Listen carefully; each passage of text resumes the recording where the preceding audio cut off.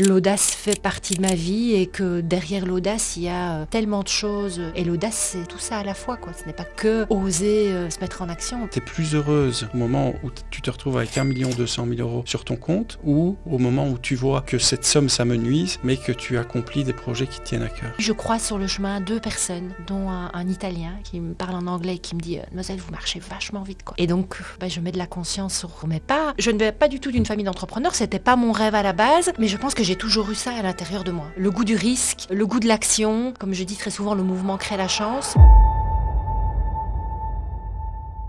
Bonjour à tous, merci encore d'être là. Bienvenue dans ce nouvel épisode du Sous-sol. Je vous remercie parce que vous êtes de plus en plus nombreux à m'envoyer des messages, à m'écrire sur les réseaux. Vous pouvez nous suivre sur Instagram, sur LinkedIn, sur TikTok bientôt, sur YouTube, sur Spotify, sur Apple Podcast et sur Amazon Music aussi. Merci de rejoindre le Sous-sol, merci de nous suivre, merci pour toute votre affection. Aujourd'hui, c'est Rachel van den Doren qui est passée par le Sous-sol. Rachel qui a une vie à 1000 à l'heure. Rachel qui est connue d'abord par sa vie d'entrepreneur. Elle a créé la société ProSelect qu'elle a revendue ensuite. Alors qu'est-ce qui se passe quand on revend une société? Elle a touché une belle somme d'argent. Qu'est-ce qui se passe quand on touche une somme d'argent? Comment on se sent le lendemain? Elle est aussi sur l'écriture d'un livre. Elle a joué au théâtre. Elle a créé l'école de l'audace. Autant de sujets qu'on va traiter dans ce podcast aujourd'hui. Elle a également parcouru le chemin de Saint-Jacques de Compostelle. On en parle tout de suite avec Rachel. Merci encore pour votre temps. Merci d'être à l'écoute et merci pour tout le soutien et l'affection que vous me démontrez. À bientôt. Rachel, bonjour, bienvenue. Bienvenue dans le sous-sol. Merci d'avoir accepté l'invitation. Comme je le dis à chaque fois, c'est vous donner du temps. Vous donner du temps et le temps, c'est certainement la chose la plus précieuse que nous avons. Et donc, c'est pour ça que je vous remercie aussi parce que on n'a pas toujours tout le temps que l'on veut, on le dédie à ce qu'on veut et le fait de venir ici me touche et donc je te remercie pour ça.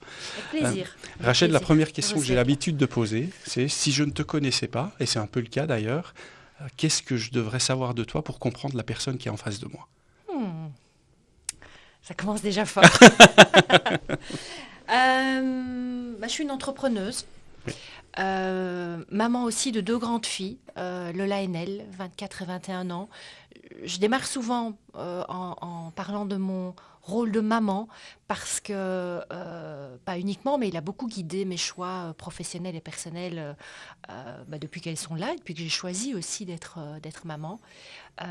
Voilà, une entrepreneuse persévérante et joyeuse aussi. Comment tu définis le terme entrepreneuse? Parce que je parle avec beaucoup de monde, je vois passer plusieurs personnes aussi. Certains font la différence entre entrepreneur et indépendant, d'autres font la différence entre un entrepreneur qui entreprend versus un CEO d'une boîte mais qui n'entreprend rien même s'il gère des milliers de personnes. Quelle est ta définition à toi d'entrepreneuse? Alors, ma définition à moi d'entrepreneuse, c'est déjà qu'on part avec un risque, qu'on démarre avec son propre argent et puis qu'on a une vision plus ou moins claire et puis qu'on y va, quoi, et qu'on passe à l'action, qu'on se met en mouvement. Et voilà, c'est ça pour moi être entrepreneuse. Et donc c'est différent d'un CEO qui gère, comme tu le dis, des centaines de personnes, un ou une, mais qui ne démarre pas avec son propre argent, son propre risque. Et qui ne prend pas les mêmes risques. Voilà, qui ne prend pas les mêmes risques, mais qui prend des risques aussi. Qui en prend, évidemment. Voilà, devenir CEO d'une entreprise de plusieurs dizaines de personnes, voire même moi, c'est prendre un risque aussi. Tout à fait. Mais la définition pour moi de l'entrepreneur et l'entrepreneuse, c'est de prendre ce risque de démarrer avec son capital financier, mais son capital personnel aussi. Voilà, avec une vision, et je me souviens quand j'ai démarré à 32 ans, on va en parler certainement, voilà, pour moi c'est ça être entrepreneur. Oui. Mais en effet, on va en parler, on va revenir sur ta vie d'entrepreneur, parce que si on fait un topo rapide, en effet, entrepreneur à 32 ans, quelques années, puis une vente d'entreprise, puis une relance d'autres entreprises et d'autres projets, donc on va revenir évidemment sur toutes ces étapes. Qu'est-ce qui t'a amené à franchir ces étapes? Pourquoi tu as décidé de prendre cette direction plutôt qu'une autre? Quel choix tu as posé, etc. Parce que comme tu l'as dit, tu l'es devenu à 32 ans. Dès lors, qui est Rachel avant 32 ans? Qu'est-ce qui t'amène à décider d'entreprendre seulement ou à 32 ans. Ouais. Oui, comme tu dis, seulement ou déjà. Voilà. Voilà, il n'y a pas de bonne. Alors, moi, j'ai jamais rêvé d'être une entrepreneuse. Je ne viens pas du tout d'une famille d'entrepreneurs, donc c'est pas une mentalité, ce n'est pas non plus un exemple que j'ai eu devant moi. C'est ni bien ni mal, c'est comme ça. Et je ne rêvais pas de ça dans mon lit. Voilà, rencontrer le prince charmant, certes, mais devenir entrepreneuse, non. Tu l'as rencontré? On va faire un cutting. Donc je reviens sur l'entrepreneur. Cela dit, rencontrer aussi le prince charmant, c'est aussi une entreprise. Tout à fait, tout à fait. Mais voilà, on va mettre ça de côté. Donc je ne vais pas du tout d'une famille d'entrepreneurs. C'était pas mon rêve à la base. Mais je pense que j'ai toujours eu ça à l'intérieur de moi. Voilà. Le goût du risque, le goût de l'action, se mettre en mouvement et du coup se dire, faire confiance. Voilà. Comme je dis très souvent, le mouvement crée la chance. Et donc, avant de créer ProSelect, j'étais dans le secteur de l'intérim. Voilà, on m'a aussi demandé de reprendre une agence, d'en créer une autre. Et donc, j'étais déjà quelque part entrepreneuse à ce moment-là, si ce n'est que j'étais salariée dans un groupe, dans une structure qui m'a beaucoup apporté. Donc voilà, pas née entrepreneur, mais je pense qu'à l'intérieur de moi, oui, il y a ce goût du risque et cet amour du risque aussi. Et donc, Voilà. tu travailles dans l'intérim pour plusieurs, Oui, plusieurs à 21 agences, ans, je etc. démarre dans le À secteur. 21 ans, tu Pour démarres un seul groupe. pour un seul groupe, Oui. jusqu'à tes 32 ans. Oui. Ok, donc j'imagine que tu occupes plusieurs postes différents au fait. sein du même groupe. Tu gravis les échelons. À 32 ans, tu décides de quitter ce groupe pour créer ton entreprise. Qu'est-ce qui te donne le déclic? Plusieurs choses. D'abord, le papa de mes filles, qui lui non plus n'était pas entrepreneur au départ, est devenu entrepreneur 3 ans au préalable dans tout ce qui est peinture, décoration. Et je lui ai donné le déclic, ou en tout cas on s'est donné mutuellement, super courageux, beaucoup d'idées. Et donc à la naissance de notre première fille, lui annonce à son patron qu'il va prendre un registre de commerce après journée, et son patron lui dit non, non, et donc il se lance directement. Okay. Voilà, et notre fille avait 1 semaine, Lola. Donc là, moi je vis et je l'accompagne administrativement. Donc ça, c'est déjà une première étape dans l'entrepreneuriat. Et puis un jour, en avril 2007, lui me dit pourquoi tu ne créerais pas ton entreprise? Moi, je suis depuis 9 ans dans l'intérim, dans une seule et même société, belle reconnaissance, bon salaire, confort. Nos filles ont 4 et 1 an, donc, et on vient de faire un crédit de 350 000 € pour transformer une ferme. Donc voilà, il y a des projets. Et là, il y a au niveau au niveau de mon corps, je me souviens encore exactement où j'étais. J'en parle d'ailleurs régulièrement quand on me pose la question. Il y a un déclic qui se fait et qui me fait dire « Ok, go, c'est le moment ». Et donc, 15 jours après, j'ai annoncé à mon employeur que je quitte et je crée ProSelect. Au départ, d'une intuition, pas avec un plan parfait. Entre-temps, sur 15 jours, j'ai quand même une petite vision. Voilà, j'ai une seule certitude, c'est que je sais que je ne veux pas travailler seule. Voilà.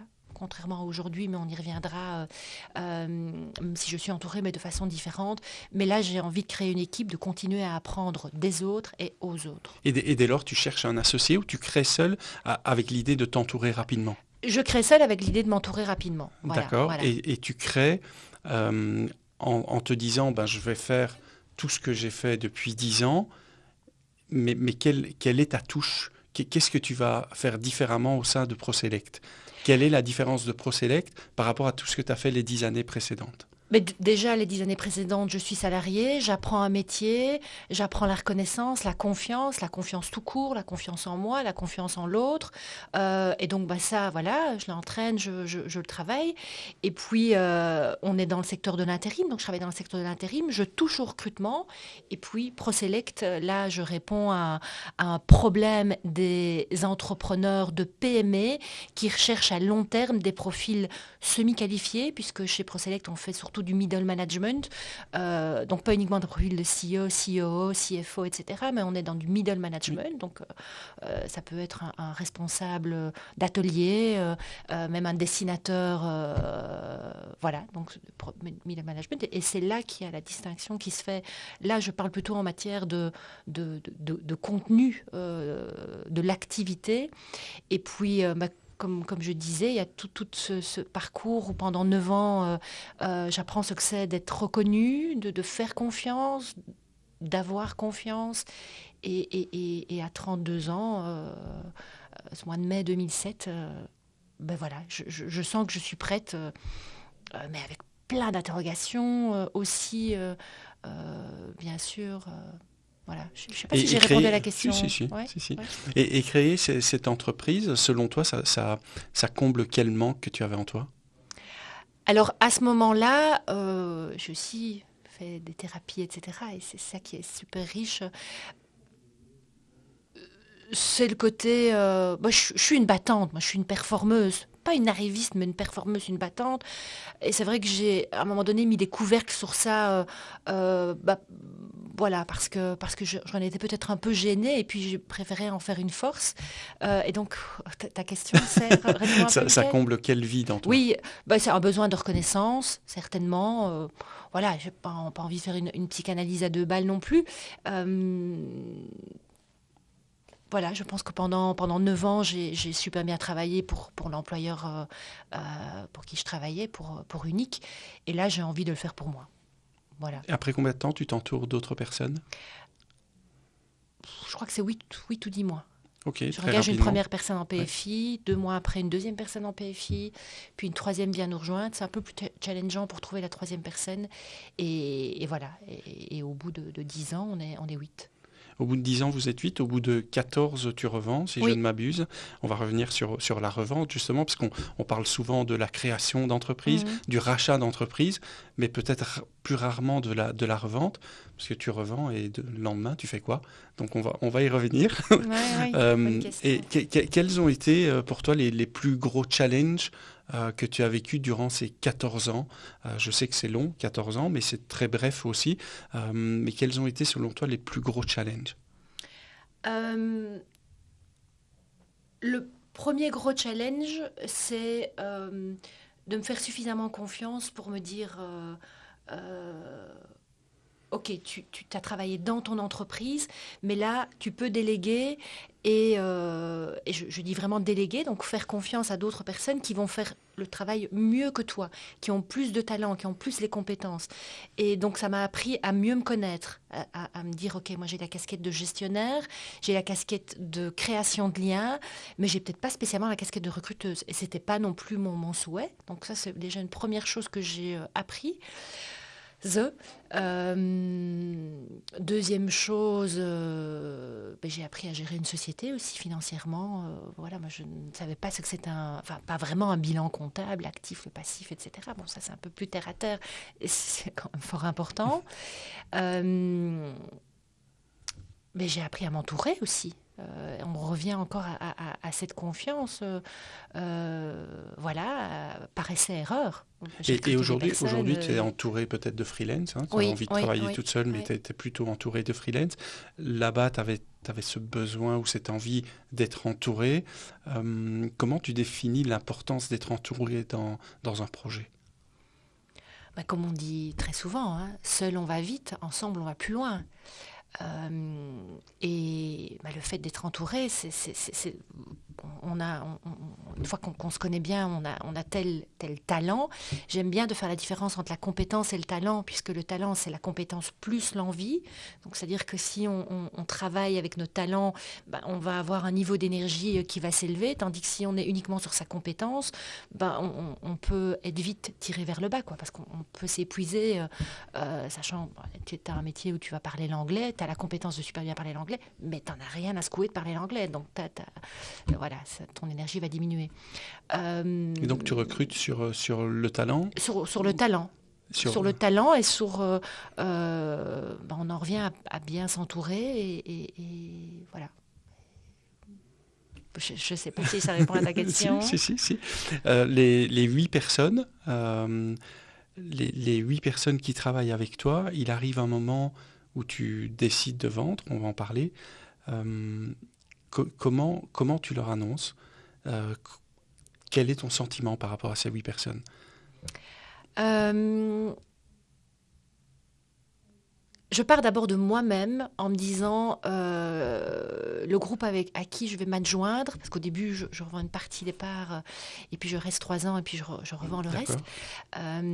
Le groupe à qui je vais m'adjoindre, le plus important, c'est que il ne rachète pas Rachel Van den Doren, il rachète une société avec des valeurs, avec un personnel qui en fait sont les pierres qui sont le socle de la société. Oui, moi je suis un élément fondateur, mais c'est eux aussi Mais eux sont qui là ont pour apporté. toi aussi. Euh, Et ils ont été oui, recrutés par Rachel, ils ils ont ont été. aimé Oui, oui, tout à travailler fait. avec Rachel pendant Voilà, X années, tout à fait. et du jour au lendemain, ils vont travailler avec Rachel et quelqu'un d'autre, pour peut-être plus tard ne travailler qu'avec ce quelqu'un d'autre. Oui, mais à ce moment-là, ils font confiance effectivement à Rachel qui s'associe avec un groupe qui a des valeurs communes. euh, avec moi, quoi, et avec ce que j'ai insufflé au sein de la société, au travers des collaborations, des partenariats. Donc voilà, il y a une confiance et ils me font confiance. Et toi, quel est le cheminement que tu fais entre la création, l'envol, le développement, le recrutement, et ensuite l'idée, la pensée et la concrétisation de revendre d'abord une partie et puis la totalité? Quel est le cheminement qui se passe en Mm. toi? Et là, c'est intéressant ta question parce qu'on arrive au cheminement de l'école de l'audace dont on parlera peut-être par la Oui, suite. Donc je crée, comme tu me posais la question, pour un besoin de reconnaissance, un challenge, le défi de réussir, de mener à bien cette société. Déjà les 10 années au préalable, je suis très fort dans une casquette de prospection. Qui me plaît, qui me convient. Là où on va encore parler de la différence entre talent et compétence, je suis dans un talent, j'aime bien, ça me oui. nourrit. Au début de ProSelect aussi, et puis à un moment donné, ça devient une compétence. Donc ça veut dire que pendant toute cette période, les 4-5 premières années, ok, ça reste un talent, et puis après, ça devient plutôt un mode survie, quoi. C'est-à-dire que c'est un business assez one-shot, donc on doit aller chercher 70% de nouveaux clients chaque année, et D'accord. donc cette casquette de prospection qui ne m'incombe pas uniquement, parce que je suis entourée d'autres personnes qui font ce métier aussi de création de liens et d'aller chercher de nouveaux clients, bah oui, je suis fatiguée à un moment donné. Et j'ai envie d'autre chose ou en tout cas de nouveautés. Et le fait de m'adjoindre à un groupe qui me convient, je répète, en lien avec des valeurs communes aussi. Et puis qui me propose aussi un projet, bon, on n'en parlera peut-être pas par la suite, mais un projet, parce qu'il y a l'aspect financier, mais il y a Tout à aussi fait. l'aspect Tout à projet. Et fait. ça, Tout à fait. pour moi, c'était aussi important l'un que l'autre. Et tu dis que tu commences à être un peu fatigué de Mm. la prospection déjà après 5 ans, et tu travailles encore 9 ans avant de réellement franchir le pas. Oui. Donc, qu'est-ce qui se passe? Comment tu vis? Comment tu survis? Comment tu vis avec les équipes? Comment tu Mm. continues à recruter, à grandir, avec peut-être cette idée qui émerge déjà en toi? Alors, il y a une phase assez importante après 5 ans, c'est que je rencontre un coach, Michel, qui m'accompagne pour développer commercialement. Donc, je me sens un peu aidée à ce niveau-là, même si en interne, je répète, on aide aussi. Mais là, qui me fait prendre conscience que ProSelect doit se distinguer de Rachel Van den Doren aussi. Parce qu'à un moment donné, on associe beaucoup le nom de la société et le nom Tout à fait. du fondateur ou de la fondatrice. Et donc, moi, je décide aussi de vraiment, pas me retirer, mais voilà, dire que ProSelect n'est pas uniquement Rachel Van den Doren. Et donc, euh, il y a un cheminement aussi où j'apprends du coup à ressentir, mais ça ne se fait pas du jour au lendemain, que cette prospection et ce travail commercial devient lourd, quoi. Voilà. Cela dit, je suis une persévérante et une battante, parfois un peu de trop. Et bon, bah, il y a 1 an, puis 2, puis 3, jusqu'à un moment donné où je rencontre ce groupe qui n'arrive pas par hasard, hein. Bien Au sûr, bien préalable, sûr. j'ai eu deux autres demandes, mais qui n'ont pas abouti. Et c'est super parce que le groupe Proman, en l'occurrence, pour ne pas le citer, me fait une chouette offre. Et voilà. Et là, j'accepte et je revends une partie, une majorité des parts, mais j'en garde aussi et je reste encore 3 ans dans la société. Et puis 2020, le Covid. Et là, je décide de partir marcher sur le chemin de Saint-Jacques de Compostelle. Non, je ne décide pas de partir complètement. Tu es toujours, oui, tu fais parce que le tu me chemin demandes de le Saint-Jacques. cheminement. Et là, je prends mon sac à dos, des chaussures. J'ai jamais fait ça de ma vie. Masquée en Espagne, je pars pendant 7 semaines, marcher seule, et je fais 1000 kilomètres avec mon sac à dos. Tu as lu le livre de Paulo Coelho? Oui, oui, je l'ai lu, le pèlerin qui tourne dans les... c'est d'ailleurs ce livre-là qui m'a donné envie, parce que je fais toutes les années, je fais mon thème astral chez une astrologue et ma numérologie aussi, qui sont des points d'ancrage et qui m'aident à prendre des décisions aussi. Mais bon, voilà, je ne fume pas la chicha sur la lune, comme je dis, mais ce sont des outils qui, dans mon chemin, m'aident encore aujourd'hui. Voilà, et elle me conseille, je lui parle de Saint-Jacques de Compostelle, qui est un rêve depuis des années, mais mes filles étant petites, je n'avais pas l'occasion de le faire, puis la société, etc. Et là, 2020, je pars pendant 7 semaines sur le chemin de Saint-Jacques, et j'en parlais encore aujourd'hui sur LinkedIn, dans un post d'ailleurs, et c'est un cheminement pendant 8 semaines. Et quand je reviens, alors il n'y a pas de miracle, c'est pas non plus le Dieu qui m'est tombé sur la tête, mais tu il y a quelque changer. chose. Alors je reviens changer, je ne sais pas si je reviens changer, mais je reviens avec le fait que je sais que je veux être honnête avec moi et que je suis au bout d'un chemin avec la société dans laquelle je travaille. Et durant ces 8 semaines, tu es seule? Je croise beaucoup de monde, mais je suis seule. Oui. C'est combien de kilomètres? 1980 exactement. 1000 kilomètres en 8 semaines. Comment ça se passe, le chemin de Saint-Jacques de Compostelle? On se réveille le matin, on sait déjà quelle va être l'étape, on sait où on va s'arrêter, ou il y a un peu d'improvisation? Comment ça se passe? Pour moi, je voulais faire l'improvisation. D'accord. J'ai eu l'occasion de la faire, parce que c'était pendant le Covid et donc les auberges étaient quasiment vides. J'étais sur le Camino Francese, donc c'est le chemin le plus fréquenté du chemin de Saint-Jacques, le plus historique aussi, le plus ancien. Et donc, ça se passe que on décide, on démarre. J'avais un petit guide papier, une petite carte avec des petits points, des petits villages. Voilà. Et je m'arrêtais en fonction. Alors au début, pas. Au début, les 150 premiers kilomètres, j'ai marché comme je gérais une entreprise, comme je vivais avec mes filles, qui m'appelaient souvent maman robot quand elles étaient petites. Et donc j'ai marché comme un robot, quoi. Et tu penses à l'entreprise à ce moment-là? Il faut plusieurs jours pour que ça... Pour que ça parte. Et pourquoi tes filles t'appellent maman robot? Parce que je suis un robot. Quand les années, quand elles étaient petites, tout était timé, quoi. Je respirais pas. Et ça vient d'où, selon toi? À cause de quoi? Parce que l'efficacité, gérer tout en même temps, bien faire. Et t'as toujours été comme ça? Je sais que dans mon fort intérieur, c'est aussi pour ça que j'ai choisi de passer à autre chose. Mais voilà, ça ne veut pas dire que je suis complètement guérie. Mais, et après, j'ai appris à accepter aussi. Mais elle m'appelle maman robot, oui, parce que je pense que je ne touche pas suffisamment mon cœur, mes émotions, et je fais tout bien, mais comme un robot, quoi. Ouais. Donc les 150 la premiers kilomètres... sort toujours de la bouche des enfants. Tout à fait. Oui. Ils perçoivent certainement des choses qu'on ne voit plus. Et donc les 150 premiers kilomètres, tu les fais comme un robot. Oui.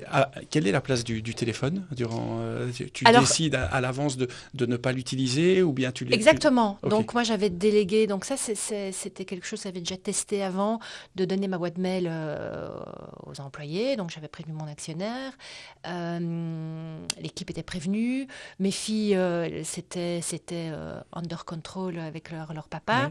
Ouais. Elles étaient plus grandes aussi. Et donc le GSM, à ce moment-là, je suis pas du tout sur les réseaux. Moi. Donc LinkedIn, c'est un outil pour le cabinet de recrutement, ni Insta, ni Facebook. Donc c'est pas du tout compliqué pour moi de ne pas l'utiliser. D'accord. Et donc j'utilise pour les photos. Mais voilà, mais c'est vrai que c'est une belle cure, une déconnexion digitale, ça c'est certain. Mais aujourd'hui, j'aurais beaucoup plus difficile parce qu'une grosse partie de mon métier se fait avec les réseaux. Et donc, j'y suis beaucoup plus qu'avant. Voilà, oui, c'est ça que je veux dire. Donc, voilà la place que le GSM a à ce moment-là. Voilà. Et première étape comme un robot, 150 premiers kilomètres. Ensuite, qu'est-ce qui se passe? Mais il se passe que mon corps m'envoie des signaux, Ok. c'est-à-dire que les après-midi, j'exagère dans le nombre de kilomètres. Mon sac est très lourd, donc à un moment donné, mais avant les 150 kilomètres, je décharge 3 kilos.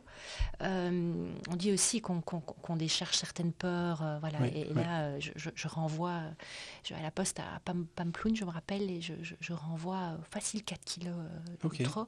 Donc waouh, là ça fait déjà du bien. Et puis je croise sur le chemin 2 personnes, dont un Italien qui me parle en anglais et qui me dit Mademoiselle, vous marchez vachement vite, quoi. Et là, il y a une prise de conscience qui se You fait. are walking too fast. Il me dit vous marchez vraiment, vraiment, vraiment vite. Et donc, je mets de la conscience sur mes pas. Et il y a quelque chose qui se passe, quoi. Il y a quelque chose qui se passe, il y a d'autres types de rencontres qui se font aussi. Je croise une dame qui vient de la République dominicaine et qui, elle, marche très lentement parce qu'elle n'a pas la condition et on sympathise et pendant 2 jours je reste avec elle, on rigole, on a des fous rires, mais je marche lentement, quoi. Ok, Et donc ok. ça me fait du bien, ça fait du bien aussi. Et donc voilà, au gré des rencontres, au gré d'une prise de conscience, au gré aussi des émotions qui se régulent. Je ne suis plus dans la performance, la peur de ne pas y arriver. On est aussi dans une période très particulière parce que tous les jours, si on écoute les infos sur le Oui. chemin, on nous dit qu'on va nous rapatrier, que le chemin va fermer, parce que deuxième confinement, etc. etc. Donc, Là, vous êtes sans masque, vous.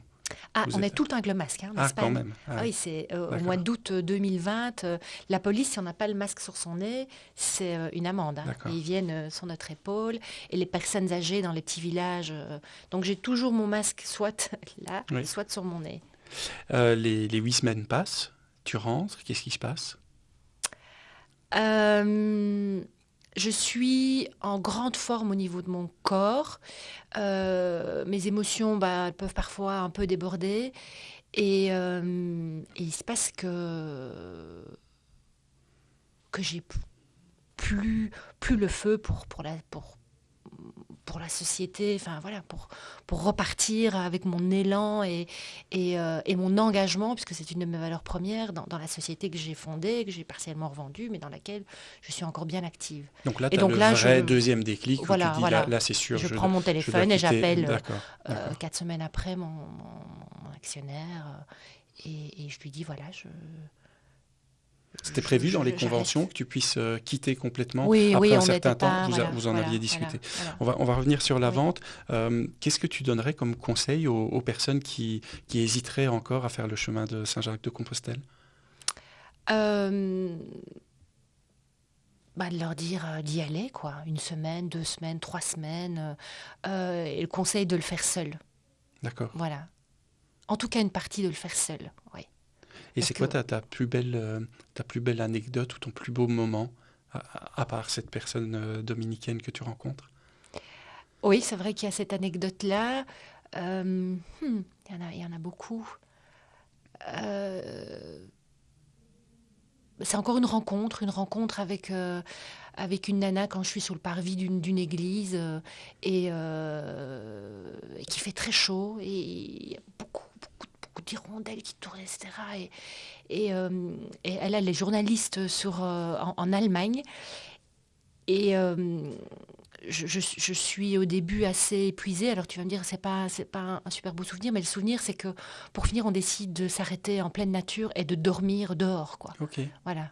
Et on dort près d'une église et pendant la nuit, et ça c'est vraiment très marrant, c'est qu'on pense qu'il pleut, mais non, il y a les arrosages automatiques qui se mettent et donc D'accord. on est trempé.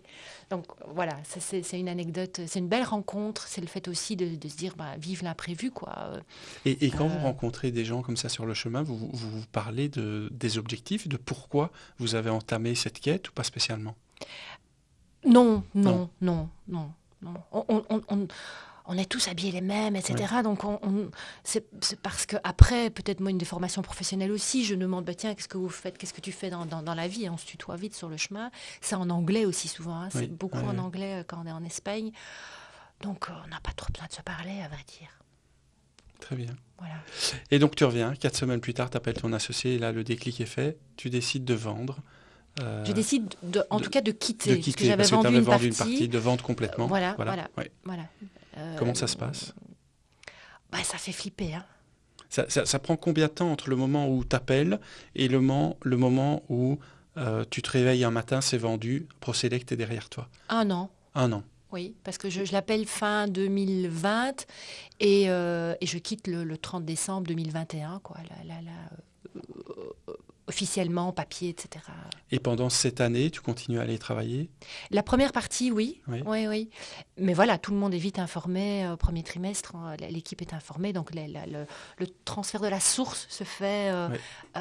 Et c'est un passage fluide pour tout le monde, pour les collaborateurs, pour les associés, les actionnaires, et pour moi, surtout aussi. Donc Parce voilà, qu'on 2021, c'est le souvent, passage, on on va parle dire. souvent de la reprise, de la création d'entreprise, mais rarement de la vente du côté du vendeur. Mhm. On en parle plus rarement.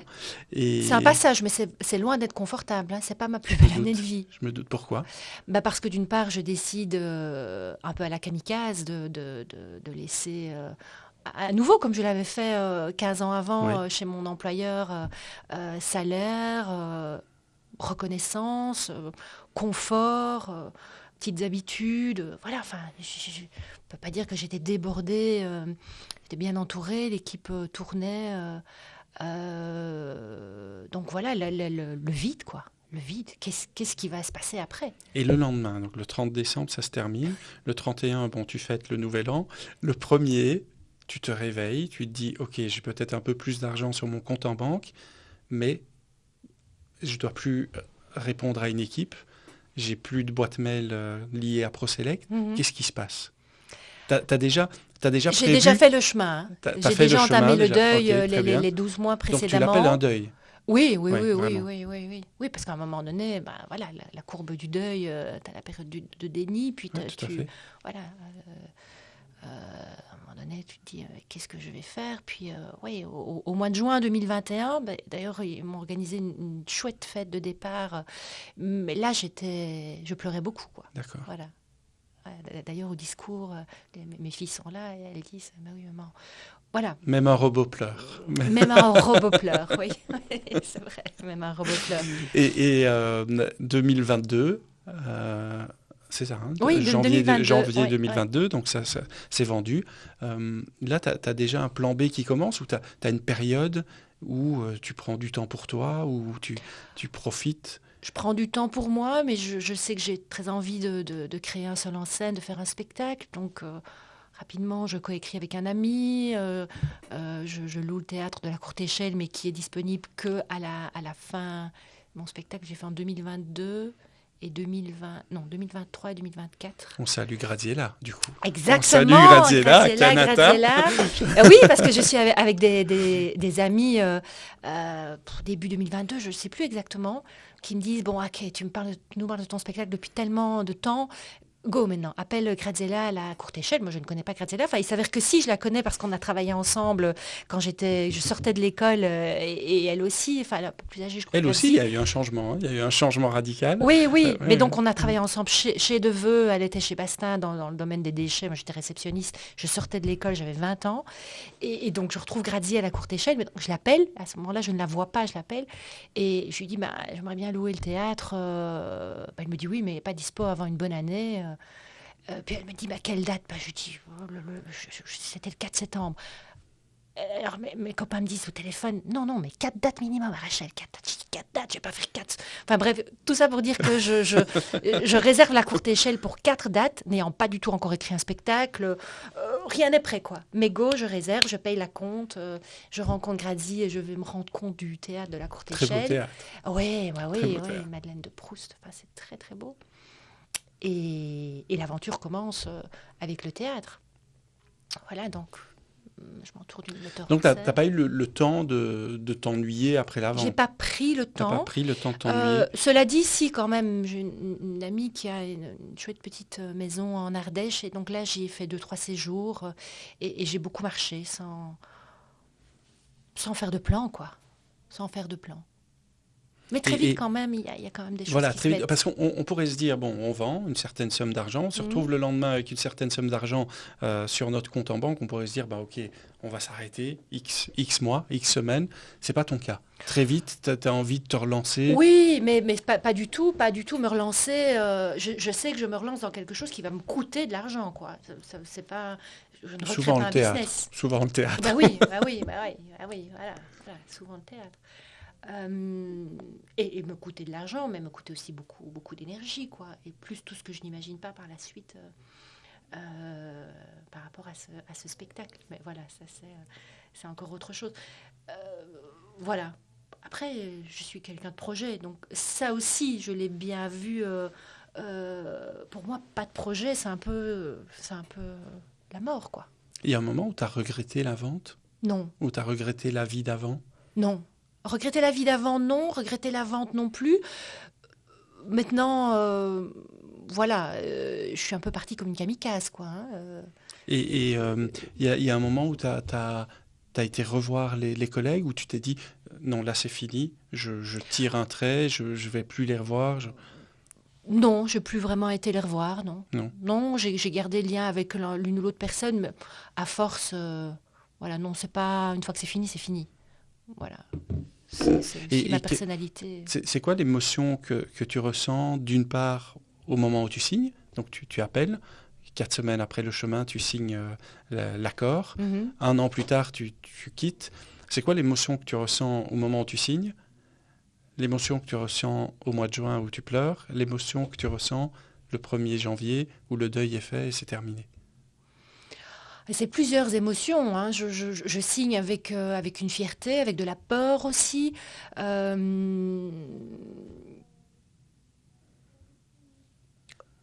Voilà, c'est quand même les émotions principales. Il n'y a pas de tristesse, il n'y a pas de regret. Enfin, le regret n'est pas une émotion, mais il n'y a pas de tristesse, il n'y a pas de regret. Il y a juste que mon intuition, mon intuition profonde me dit je suis au bout de quelque chose. Voilà. Et ben, c'est le privilège de l'âge aussi. Une fois qu'on vieillit, ben, on se retourne et on voit qu'on a fait aussi d'autres choix de cette façon-là, pas toujours rationnel avec un plan, que ce soit professionnel ou personnel. Et donc voilà, non. Et pourquoi tu décides de te lancer dans un seul en scène? Tu as déjà fait du théâtre auparavant ou pas Parce du que j'ai tout? envie depuis longtemps. Oui, j'ai déjà fait C'est une envie des formations de ok. prise de parole en public. Parce qu'aussi, je ne suis pas toujours à l'aise de parler en public. Mais je Donc sens c'est qu'il y un a quelque peu chose. libérateur et c'est une thérapie. Alors, beaucoup diront ça quand ils ont vu le contenu du spectacle. Moi, avant tout, c'est un défi. D'accord. Un défi. Et je me sers de certains passages de ma vie, mais je le dis quand même, il y a du vrai et du faux dans le spectacle. Je le dis dans le spectacle aussi. Et je me sers d'une partie de ma vie parce que c'est fastoche quelque part. Ben voilà. Bon, après, c'était risqué, mais voilà. Et c'est quoi rien. bon, là, tu parles à un comédien aussi. Oui. Mais d'ailleurs, je serai à la courte échelle au mois de mars. Ah Mais c'est quoi mais qu'est-ce qui t'a semblé le plus difficile dans la mise en place justement de ce seul en scène? Entre le moment où tu l'écris, évidemment, c'est plus stimulant quand la date est déjà fixée, ça t'empêche de procrastiner. Mais c'est quoi où tu as trouvé le plus de difficultés entre le moment où tu commences à écrire et le moment où ça se termine? Ben, c'est plusieurs choses. D'abord, je coécris. Hein, Ouais. je coécris avec un ami et la metteur en scène aussi qui met sa patte. La metteuse en scène qui est une ancienne connaissance aussi qui me connaît bien. Ben, la difficulté, c'est de se dire, d'abord, est-ce qu'il y a des gens qui vont venir le voir? 4 dates. Voilà, Hein 4 dates. Ça, c'est la première chose. Et puis, moi, je ne suis jamais montée sur une scène, quoi. Hormis pour présenter des Donc, tu n'as événements. jamais fait du théâtre. J'ai jamais fait de Tu as fait théâtre. des cours, etc. Mais tu n'as Ah, jamais non, joué dans une à pièce. cours Très bien. et machin, là, je ne sais même pas ce que c'est. Non, Cours et jardin. à cours et jardin, voilà, tu vois. Et puis, Marie, la metteur en scène, m'explique quand je répète mon texte, il y a des émotions qui passent. Elle me dit, cette émotion-là, cette façon-là, il faut que tu la répètes, enfin, que tu la refasses exactement pareil. Mais je dis, mais non, je ne saurais pas avoir cette émotion. En plus, ce sont des textes parfois qui parlent de certains moments de ma vie délicats, quoi. Et donc là, j'apprends ce que c'est vraiment le jeu d'acteur. J'ai fait quand même une semaine au cours Florent de stage. En Belgique ou en France? En Belgique, à Bruxelles. Ouais. Voilà, c'était un stage. Donc, j'apprends ce que c'est de jouer un rôle. Mais le cours Florent, on t'apprend à jouer des rôles, mais souvent des pièces et souvent avec un partenaire. Oui. Un seul en scène, c'est encore différent. Parce que ton seul partenaire, c'est le public. Voilà. Et ton émotion, tu la vis seule. Peut-être tu la transmets, mais au final, tu la vis seule. Mais bref, c'est parenthèse. Mais c'est un super bon exercice, quoi. Et au préalable, c'est vrai que j'avais pris des formations avec Joe Mickey sur la prise de parole en public. Je pense que j'aime le goût du défi, donc, comme quelques années avant où je prends mon vélo, que je vais faire le Tour de France en vélo avec 10 mecs que je connais pas et je n'ai jamais mis mon cul sur un vélo de route, quoi. Qu'est-ce qui te semble impossible aujourd'hui?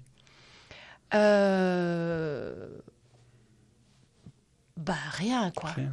Ce qui me semble impossible, c'est plutôt ce que j'ai pas envie de faire. Tu me diras, tu as envie de rencontrer demain... Enfin, j'invente complètement Elon Musk. J'en ai rien à secouer, quoi. Mais si tu avais envie, ça te semblerait possible de trouver son numéro et de... Ouais, voilà. Oui.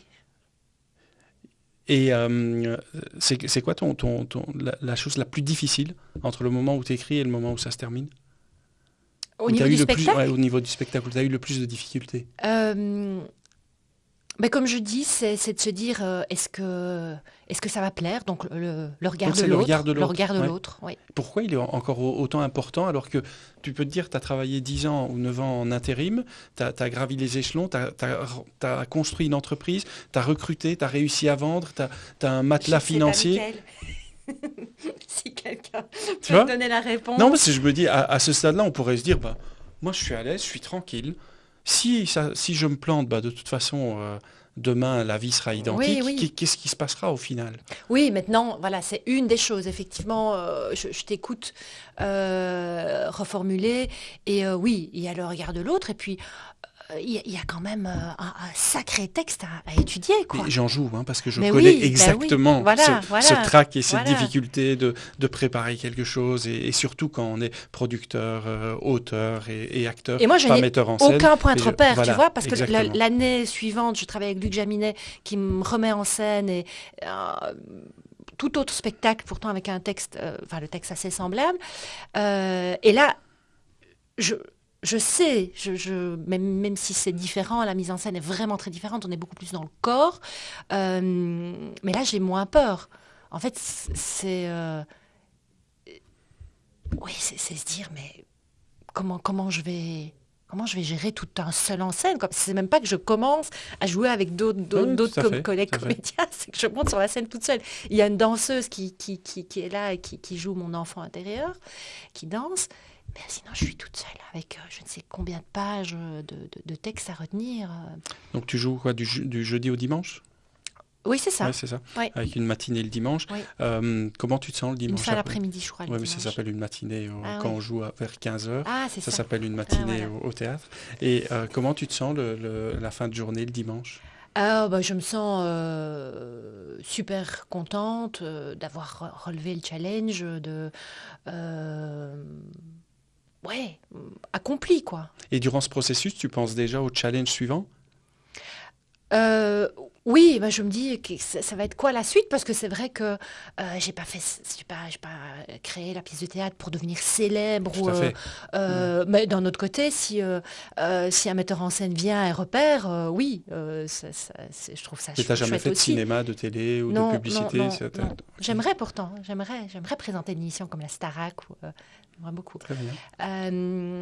Donc voilà. C'est pas impossible, il n'y a rien d'impossible. Oui, non, c'est pas impossible. Non. J'adorerais, parce que je trouve que dans The Voice, Star Academy, il y a tout le côté humain aussi, jeunesse, artistique. Développement personnel, apprentissage, voilà, c'est ça. C'est pas juste présenter un journal télévisé. Donc voilà, c'est la fierté d'avoir été au bout, quoi, parce que tu te dis, est-ce que tu vas tenir c'est quand même 4 soirs où tu montes sur scène et que tu n'as jamais connu ça avant. Tout à fait. Voilà. Donc, T'as le truc de trac ouf. avant de monter sur scène? Oui, Tous oui. les soirs? Oui, oui, oui. Mais c'est vrai que le premier soir, oui, le deuxième soir pour une raison qui m'est plutôt perso. Et puis après, ça s'estompe. Et le quatrième, c'est plus fluide, hein. C'est plus fluide. On se lâche un peu. Et tu vois une différence dans le public au moment où tu te Oui, lâches oui, Oui, oui, oui, oui, oui, oui, oui, oui. Ben oui, le premier soir, en plus, la courte échelle était bourrax, quoi. Ils étaient sur ouais, les escaliers, Grady avait autorisé. Mais ils étaient aussi stressés pour moi, parce que je pense que en plus, c'était des gens, oui, tous des gens qui me qui te connaissaient. connaissaient, bah oui. Donc on sentait qu'il y avait comme une crispation, j'imagine. J'imagine. Et puis Ouais, oui, oui, ouais. oui. Et ensuite, qu'est-ce qui se Et puis passe? c'est pas un spectacle, c'est pas un C'est spectacle pas- gay, hein. On ne sort pas, c'est pas Florence Foresti, quoi. D'accord, ah ouais. Mm. Mais il y a des moments, il y a des passages drôles, mais bon, Oui, oui, ok. oui. Ça dépend pour qui. Tu comptes le rejouer à un moment ou t'as tourné la page? C'est une bonne question. Peut-être sous une autre forme, mais pourquoi pas, pourquoi pas. Mais le rejouer, non. Déjà l'année suivante, ça n'a plus été la même chose. Moi, j'aurais toujours rêvé d'aller à Avignon, de prendre une petite salle, mais c'est plus pour l'ambiance. Mais c'est quand même un gros job, hein, Oui, tout à fait. voilà, un gros job et beaucoup, beaucoup d'argent. Donc voilà, ça s'est pas encore présenté. Mais si ça se présentait, et qu'on m'accompagnait dans ce projet, je veux plus gérer ça toute seule. Ça, pourquoi pas, quoi. Beau projet. Mm. Après ça, qu'est-ce qui se passe? Après le théâtre, Après le théâtre? mais donc l'année suivante, je remets le couvert avec 4 dates aussi et Luc Jaminet qui me met en Oui. scène à la courte échelle. Donc là, Pendant ce c'est temps-là, plus tu travailles léger. toujours pas. Alors, si, pendant ce temps-là, en fait, en 2023, je crée les événements à vivre Tête, Cœur, Corps. D'accord. Donc, sur Saint-Jacques-de-Compostelle, cette grille de lecture Tête, Cœur, Corps, qui est une boussole qui m'aide depuis une quinzaine d'années, que j'ai apprise via l'énéagramme, qui est une Tout grille à de fait, lecture tout à humaine, fait, tout à fait. et qui est un peu le socle de l'énéagramme, qui est On une peut grille de reparler à un lecture. moment de l'énéagramme, hein, mais en effet, c'est Voilà. Mais 9 donc, bases de personnalité, oui, et il semblerait que toutes les personnalités du monde entier soient réunies dans ces 9 bases. voilà. Et donc, on a 9 types de personnalités avec à chaque fois deux sous-types ou 3 sous-types qui définiraient l'ensemble du monde, si je ne me Exactement. trompe pas. Voilà. Exactement. Et surtout, le socle de l'énéagramme, ce sont ces 3 centres Tout à d'intelligence. fait. Donc, ces 9 bases.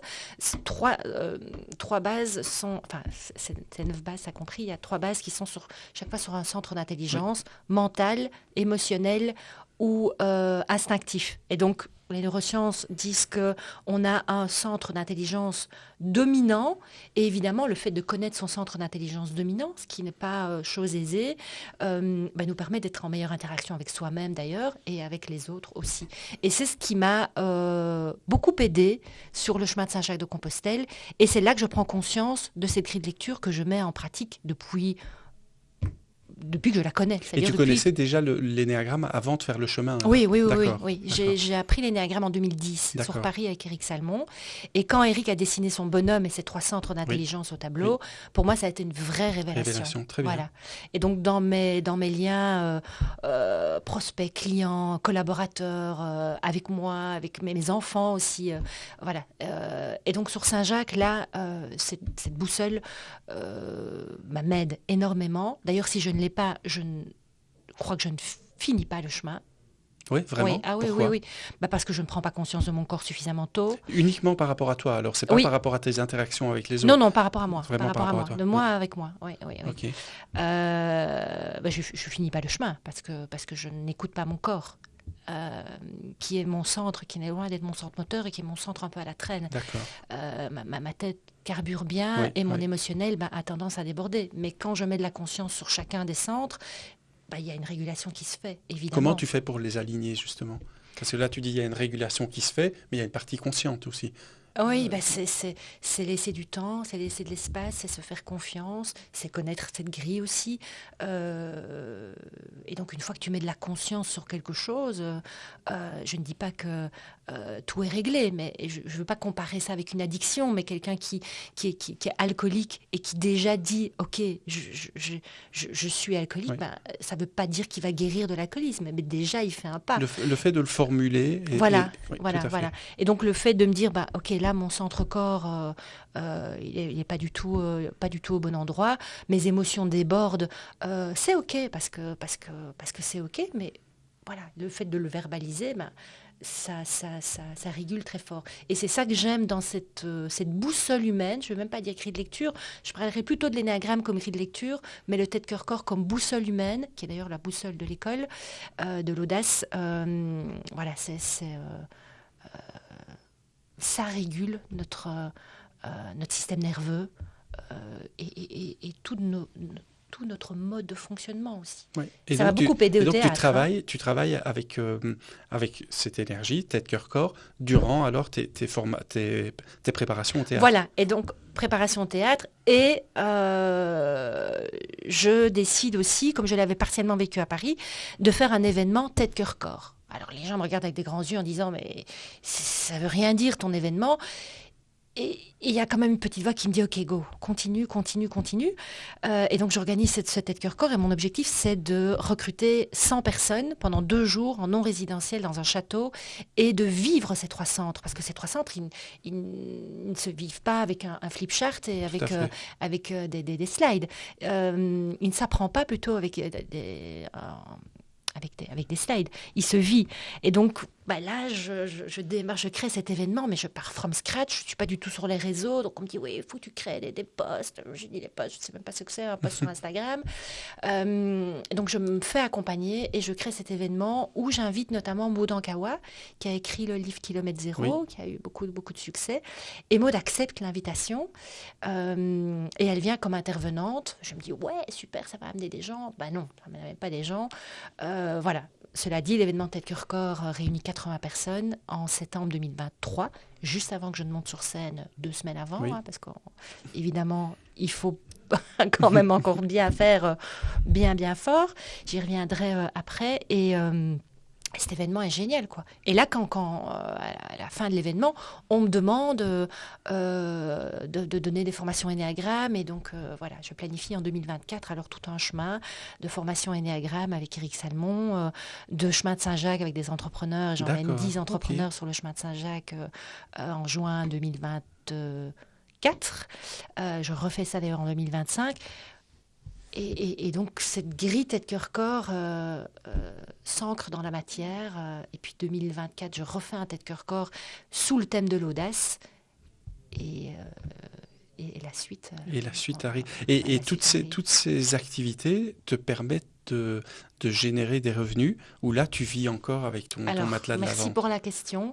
Ces activités me génèrent du revenu, mais ne me génèrent absolument pas de rentabilité. Donc, je vais toujours puiser dans mes réserves depuis 4 ans.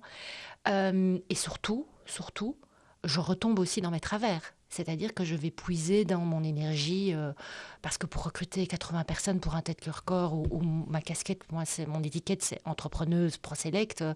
Voilà. Et pourquoi tu le fais, à ton avis? Ça t'apporte quoi? Parce que cette grille de lecture m'a tellement aidée que je veux la transmettre, quoi. Et de façon importante.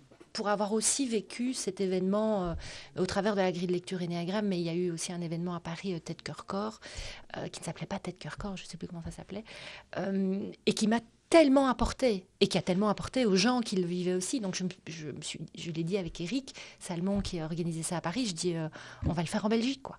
Et donc, c'est ça ma première motivation. Et puis ma motivation entrepreneuriale, Michael. Ouais, voilà. tout à fait. Entrepreneur un jour, entrepreneur toujours. Exactement.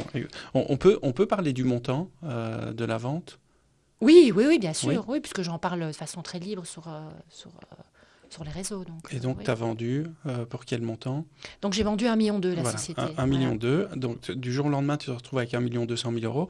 Puis, tu puisses dans tes réserves pour créer toutes ces activités.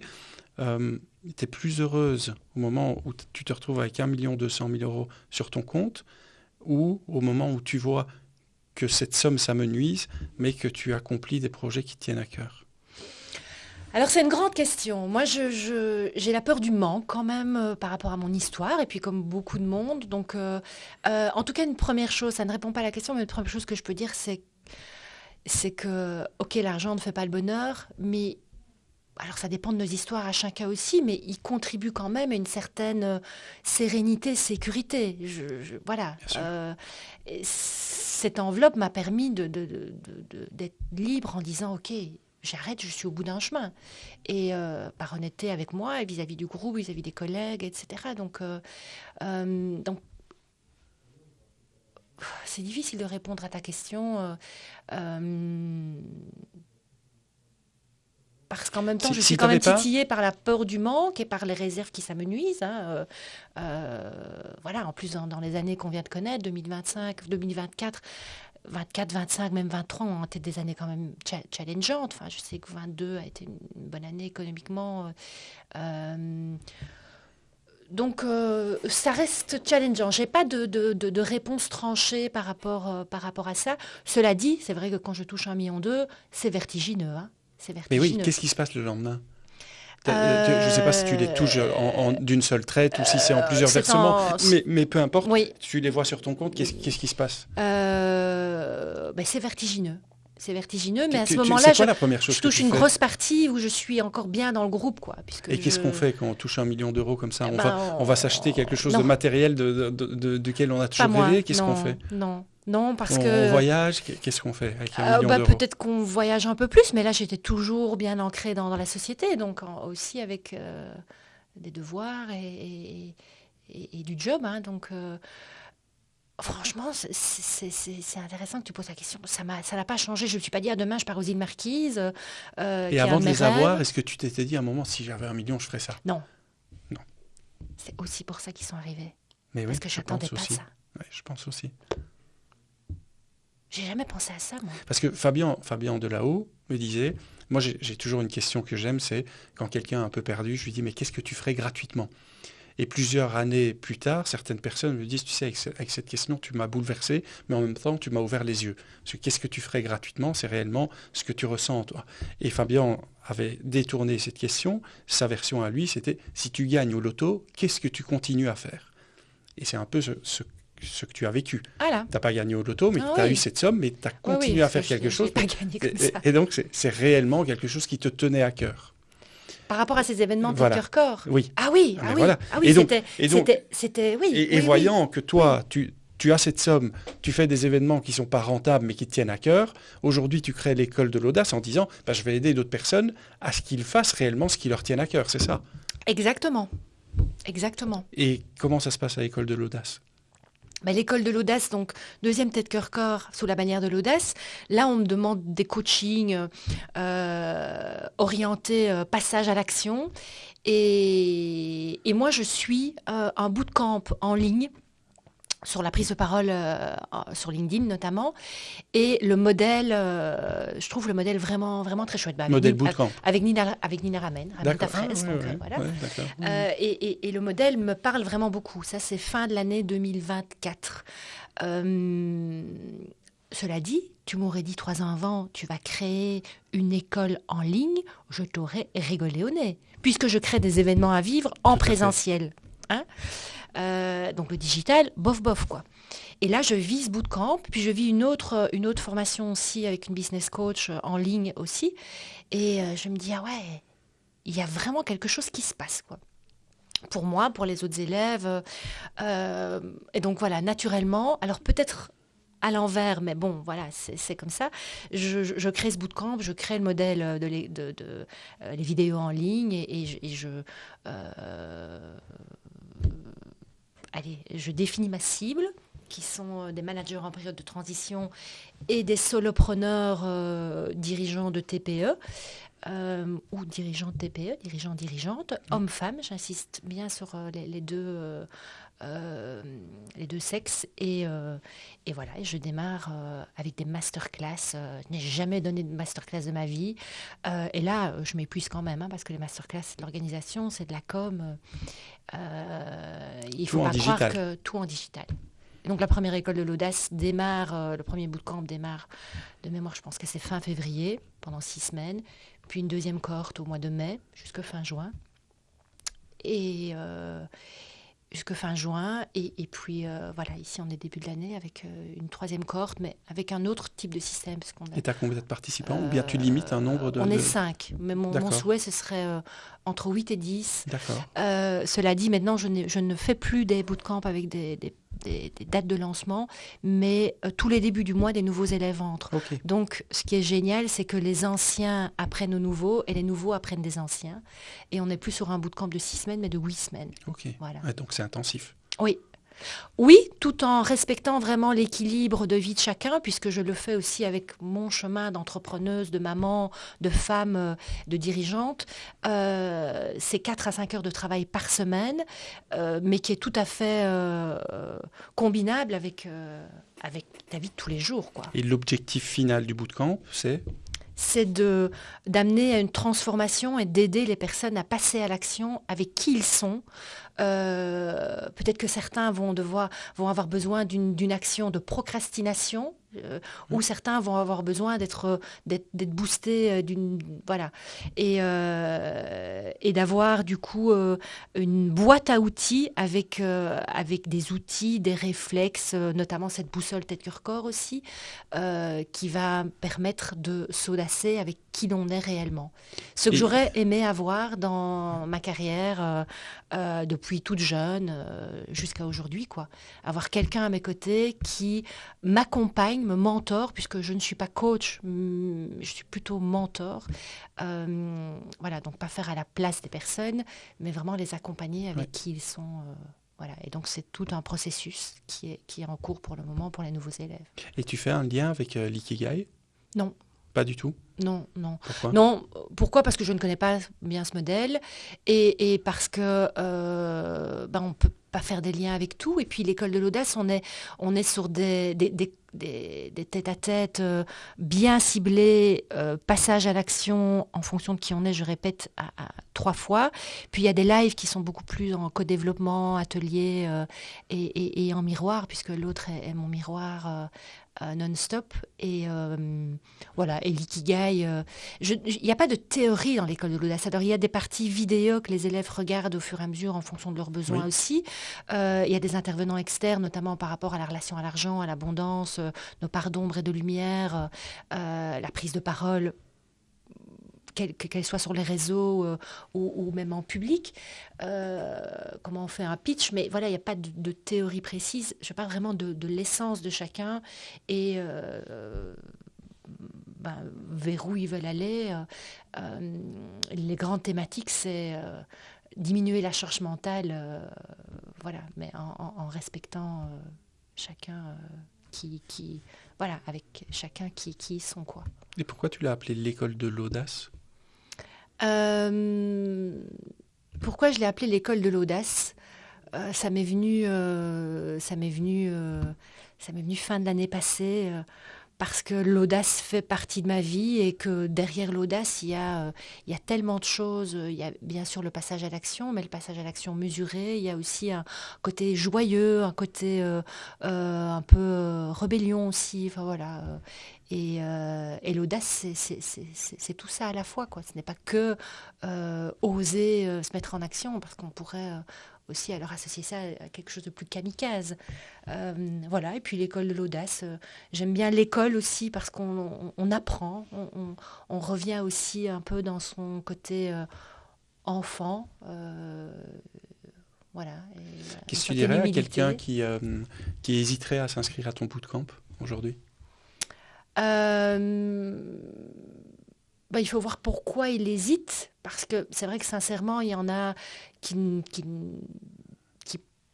pensent que ça pourrait leur faire du bien, et puis une fois qu'on discute ensemble, non, c'est pas ce qu'il leur faut. Mais si c'est quelqu'un qui hésite et qui ça dépend pourquoi il hésite, mais Toi, je lui dirais go, c'est quoi quoi. ta qualification? Tu as un appel de qualification où tu évalues si réellement c'est fait pour la personne? Oui, Oui, tout à fait. d'accord. Oui, oui, oui, oui, oui, oui, oui.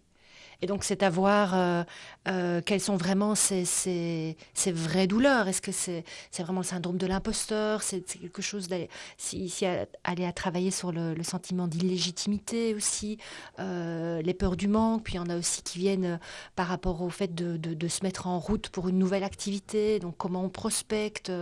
Et tout ça, ce sont des thématiques que tu abordes Voilà, pendant le voilà, bootcamp. voilà, Et voilà. tu en parlais tout à l'heure, c'est quoi ton rapport aux réseaux sociaux aujourd'hui? Ben, les réseaux sociaux, c'est un super outil. Voilà. Maintenant, c'est comme pour tout. C'est comme j'imagine quand la TV est arrivée ou Google, ben, il faut l'utiliser à bon escient, quoi.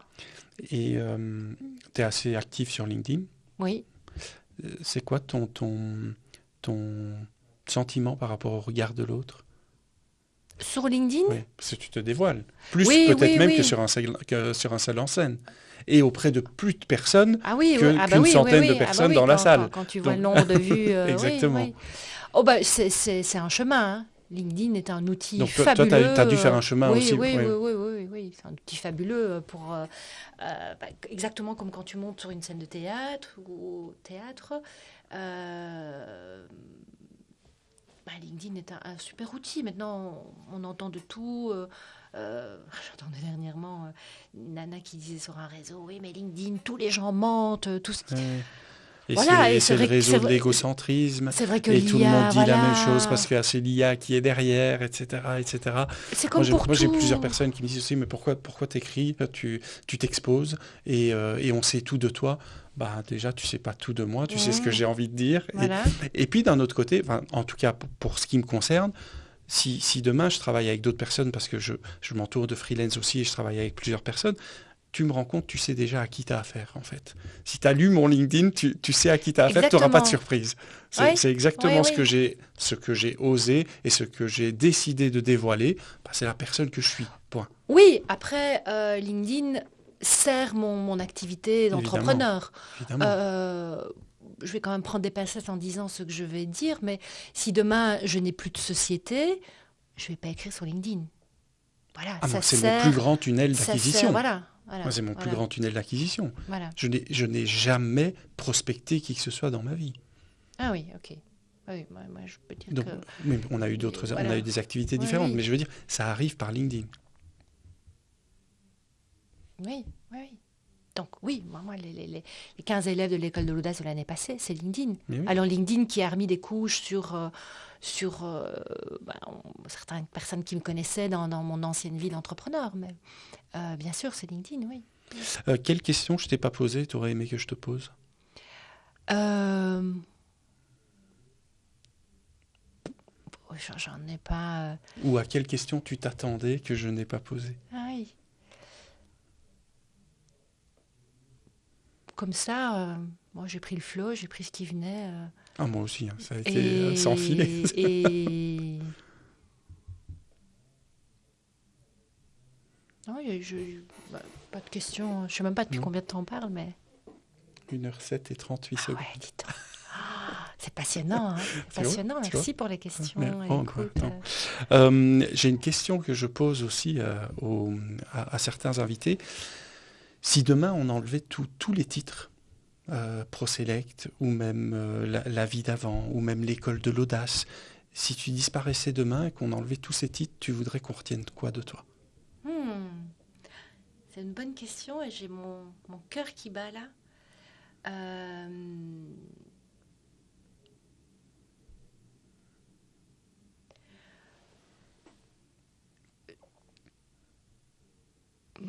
je voudrais qu'on retienne mon cœur. Voilà, mon grand cœur. Voilà, voilà. Et tu le traduis comment, ton grand cœur? T'as des situations où tu as fait preuve d'un grand cœur ou...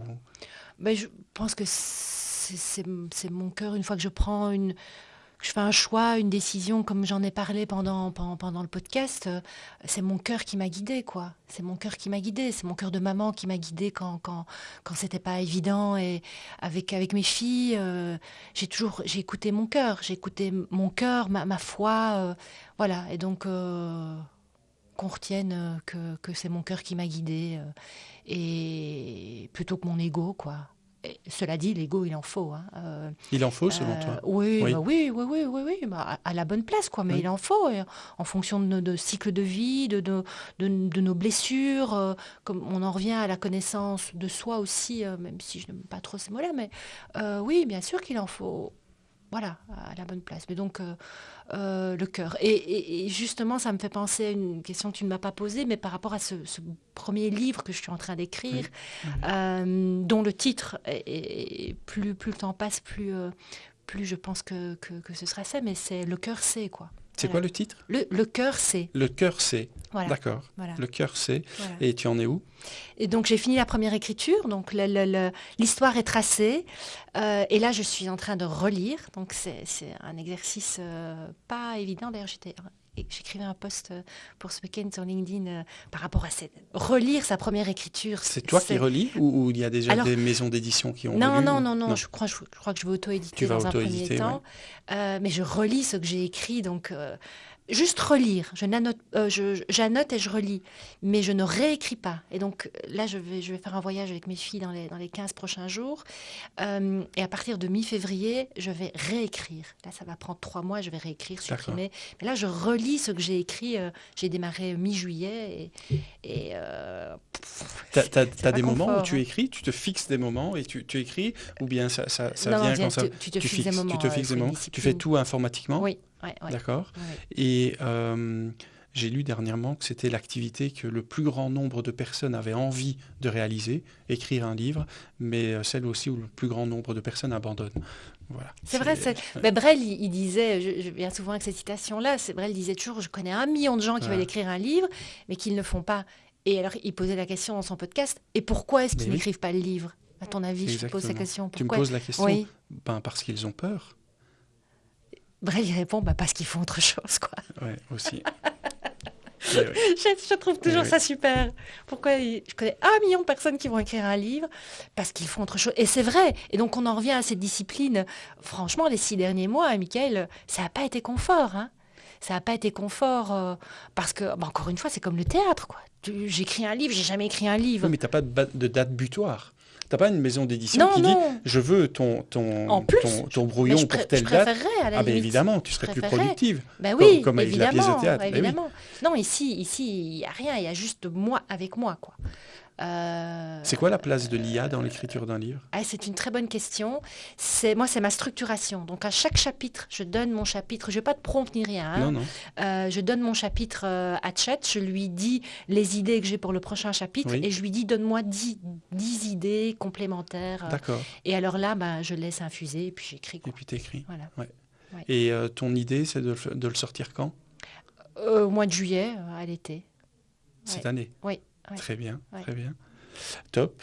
Voilà. Autre question aussi que j'ai l'habitude de poser, peut-être à un moment j'arrêterai ces habitudes parce que sinon ce sera du réchauffé. Là, tu as dit que tu voudrais qu'on retienne ton cœur de toi, si demain tout s'arrêtait, si on enlevait tous les titres. Mm-hmm. Et matériellement, si je te demandais, évidemment je t'ai demandé en avance, de laisser un objet qui te correspond.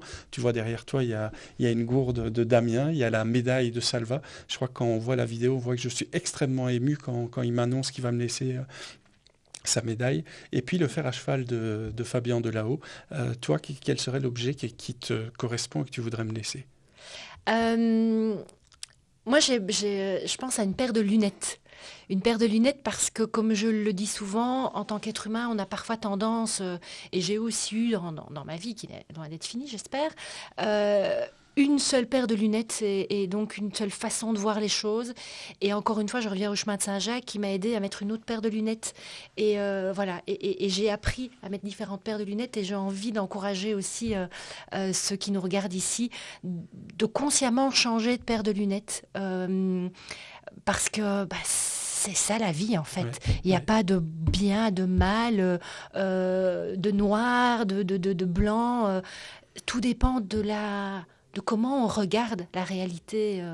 Voilà, et quand je me lève tous les matins, moi je me dis, je veux me sentir bien. Alors ok, si je me lève avec une grosse grippe, mais touchons du bois, je me rappelle même plus quand j'ai eu mon dernier rhume, ma dernière grippe, mais je parle même pas que physiquement. Oui, oui. Mais donc cette paire de lunettes aide oui, à positiver, même si c'est un grand mot, mais à voir les choses différemment et à changer de paire de j'irais lunettes. même plus loin, c'est à voir les choses différemment et voir même à accepter différemment le regard de l'autre. Aussi. Parce que parfois, avec une paire de lunettes, tu as l'impression d'être caché et tu te permets plus, alors que l'autre te voit exactement de la même façon. Hein. Oui, et après ça peut aider aussi. Ça peut aider. Aussi. J'avais un metteur en scène, il y a une chose que j'avais pas envie de faire sur scène et que je fais même pas dans la vie. Il s'agit de danser. Je suis pas du tout un grand danseur et je devais danser sur scène. Et il a eu ce subterfuge de me mettre une paire de lunettes. Il a dit mets des lunettes de soleil et je sais pas ce que ça a fait en moi, mais ça a été directement, mais oui, beaucoup plus facile, comme si le public ne me voyait pas. Mais c'est vrai que le regard, tu peux voir beaucoup de choses dans le regard d'une personne. Ah mais et c'est dingue le fait de comme cacher. exemple. Oui, oui. Donc je te remercie vraiment pour cet objet. Ah bah écoute, avec plaisir. Et donc le fait de mettre cette paire de lunettes, Oui. tu t'es senti moins danseur. regardé, je n'irai pas jusque-là, mais moins jugé Oui. ou moins vu de l'intérieur en tout cas, et beaucoup plus à l'aise. Ouais.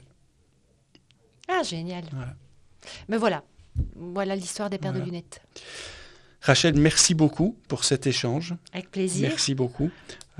J'espère que ça t'a plu. Ah oui, c'était trop gai quoi.